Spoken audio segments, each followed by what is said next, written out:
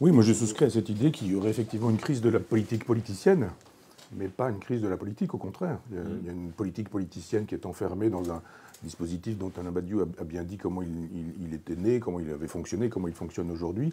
Et on voit bien effectivement qu'il n'y a pas de représentation dans ce régime représentatif. Enfin, il suffit de voir comment ont fonctionné les élections présidentielles, puis les législatives qui ont suivi, puis les sénatoriales récentes. Les Français ne sont pas représentés par ce qu'on nomme une démocratie aujourd'hui. Donc ils en sont bien conscients, c'est-à-dire que quand ils ont voté massivement contre le traité européen, on leur a fait savoir quelque temps plus tard que ce contre quoi ils avaient voté, ils l'auraient tout de même, puisque de toute façon, il suffisait de changer 2 ou 3 petites choses et que, sous forme de traité de Lisbonne, on leur ferait manger ce qu'ils avaient régurgité précédemment. Donc ça, effectivement, c'est une crise de la politique politicienne. Les gens ont bien compris que ça ne servait pas à grand-chose de voter, que, en gros, le dispositif était fait pour qu'au bout du compte, on ait le choix entre le bien et le mal, le bien étant toujours un représentant de l'État maastrichtien, disons-le comme ça, et le mal étant toujours Marine Le Pen, qu'il faut toujours savamment arroser comme une fleur du mal pour qu'elle puisse être là. On a besoin d'elle, donc il faut faire ce qu'il faut pour qu'elle y soit. Et au deuxième tour, on nous dit, bon, vous n'avez plus qu'à choisir entre Jean Moulin et Oradour-sur-Glane, donc le choix sera facile à faire, et massivement, un certain nombre de personnes y vont en disant, évidemment, il ne faut pas voter pour une personne, mais contre une autre personne. Mais de plus en plus de gens ont bien conscience que, effectivement, c'est un dispositif de prestidigitation. Mais en même temps, comme dirait l'autre, il y a une vraie passion pour la politique, dont je pense qu'elle est ce qui advient quand il y a 2 individus. C'est-à-dire que je pense que quand on est avec un être, quel qu'il soit, la politique démarre. C'est la question de la relation. Puis on ajoute un deuxième, un troisième, un quatrième. C'est une famille, c'est un quartier, c'est un village. Mais il y a des relations politiques qui supposent que nous sommes en société, que nous sommes en relation.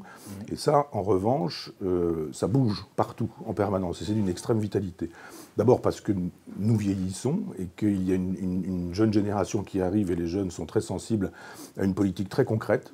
Les idéologies sont relativement mortes et ils ne se réclament pas de gens que nous lisions. Il n'y a plus de lecture de Marx, il n'y a jamais eu de lecture de Proudhon, il n'y a plus de lecture de Mao, il n'y a plus de lecture de Trotsky chez les jeunes qui ont 20 ans aujourd'hui dans les lycées. Et il se fait qu'ils veulent des expériences nouvelles. Et en ce sens, ça donnerait plutôt raison à l'autogestion, au socialisme autogestionnaire qui est le mien, c'est-à-dire cette idée qu'il ne faut pas déléguer le pouvoir, mais il faut que le pouvoir soit exercé par ceux qui sont concernés par ce pouvoir. Et là, on a un tas de jeunes qui, là où ils sont, des paysans qui produisent autrement, et qui vendent autrement leurs produits, des gens qui créent des crèches alternatives, des gens qui produisent des réseaux divers et multiples. Et il faut compter aujourd'hui avec les réseaux sociaux qui, pour le meilleur, permettent à des gens de produire une politique qui est alternative. Donc c'est une forme d'empirisme, en fait.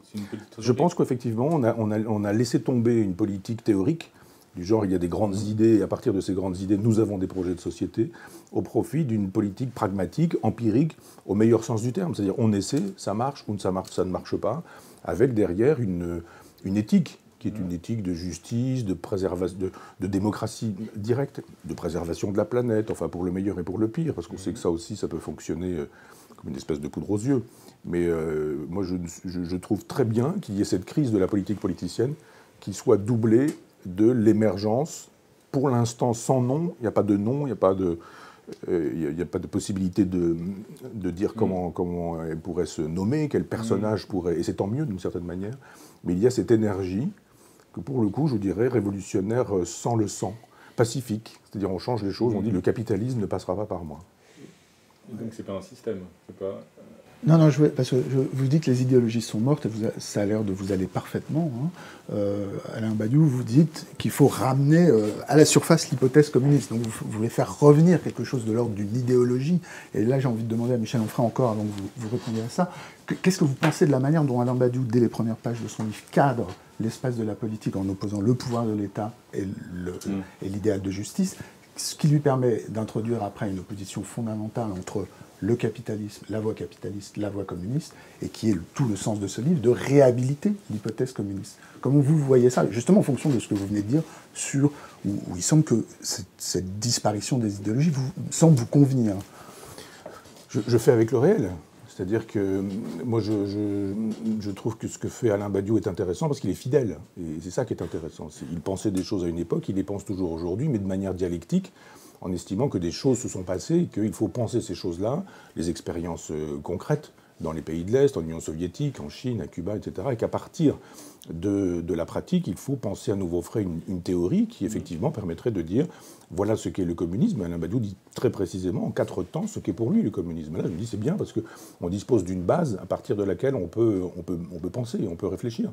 Alors, moi, je ne souscris pas à la définition marxiste du capitalisme. C'est-à-dire qu'on estime que le capitalisme, il serait né à un moment donné et que cette hypothèse d'une naissance rend possible l'hypothèse de la disparition.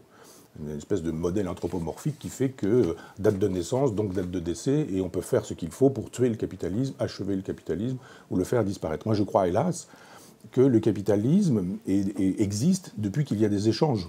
C'est-à-dire que depuis la préhistoire, quand la valeur se fait sur la rareté à partir de coquillages, par exemple, il faut voir les parures des hommes préhistoriques ou des choses comme celle-ci. On ne fait pas des parures avec des coquillages, avec des pierres, mais on le fait avec des coquillages un peu rares.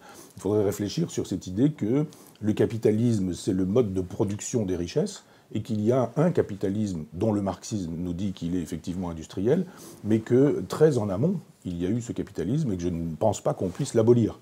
Pour vous, il n'y a pas d'extériorité au capitalisme, c'est ça? Je pense que le capitalisme est inscrit dans l'histoire et qu'il faut le penser inscrit dans l'histoire, qu'il y a eu des capitalismes préhistoriques, des capitalismes féodaux, des capitalismes égyptiens, grecs, romains, qu'il y a eu des capitalismes européens, qu'il y a un capitalisme aujourd'hui écologiste, qu'il y a un capitalisme de la virtualité. Il y a un capitalisme pluriel, mais il y a le capitalisme, c'est ce que vous voulez dire.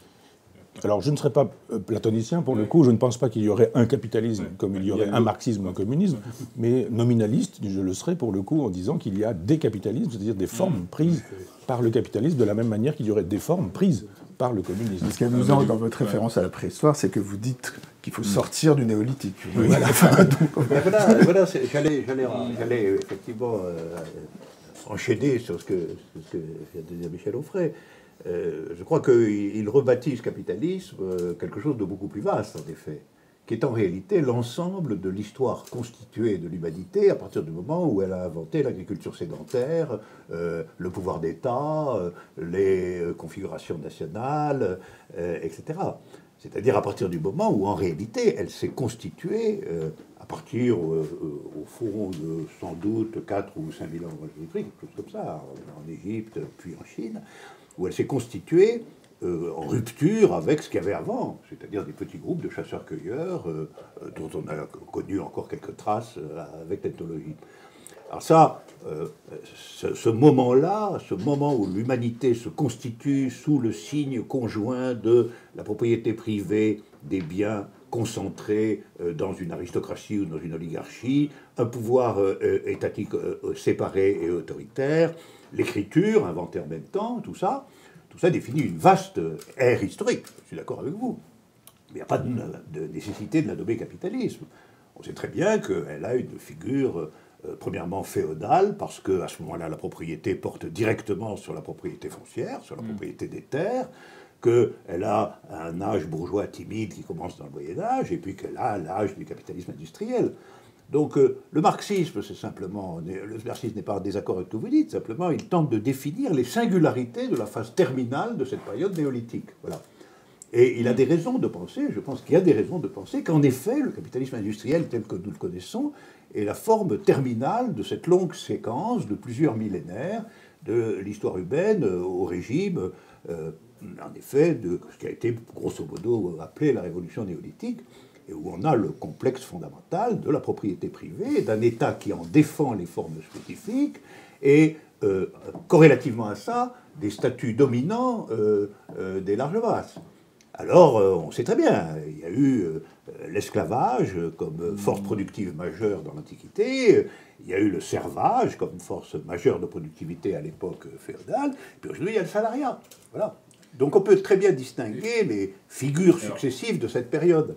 Et la politique, moi, je termine sur la politique, puisque là, la politique peut se définir soit dans l'hypothèse d'une intériorité inévitable à cette figure finale de la période néolithique, soit comme l'idée que serait à l'ordre du jour aujourd'hui d'une sortie de cet ensemble complet, État, propriété privée, etc. Et que cette discussion ne peut pas être complètement évacuée parce qu'en réalité, les conséquences on en tire, si on pense que c'est impossible de sortir de cet univers-là, ou qu'on pense que c'est une possibilité parce que le capitalisme en est la figure en quelque sorte exaspérée et terminale, on a deux définitions de l'orientation politique qui sont différentes.